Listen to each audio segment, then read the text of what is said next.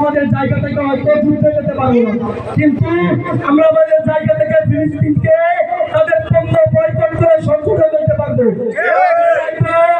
আমাদের রোড থেকে প্রথম ইসরায়েলি পণ্য বয়কট শুরু।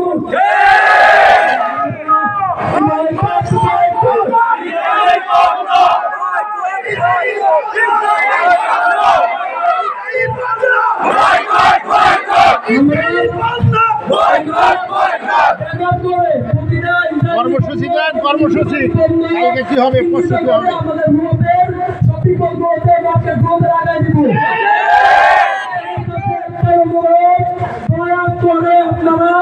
ইসরায়েলের পণ্য কিনে আমার মা বোন ভাইটাকে হত্যায় সামিল হবেন না।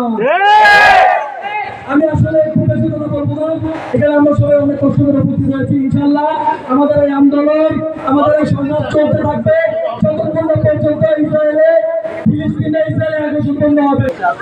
আমরা যে সময় খোলা আকাশের নিচে তাকিয়ে তারা দেখতে পাচ্ছি, সেই সময় এই ফিলিস্তিনের মায়েরা বাবারা, ফিলিস্তিনের জনগণ আকাশে লাশ দেখতে পাচ্ছে।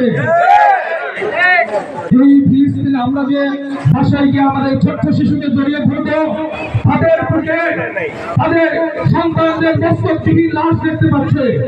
আমরা ইসরায়েলি পণ্য বয়কটের মাধ্যমে যেমন আমাদের আন্দোলনের পথে রাখবো, আমি একটা উদ্যোক্তা আহ্বান আপনাদের মাঝে রাখতে চাই।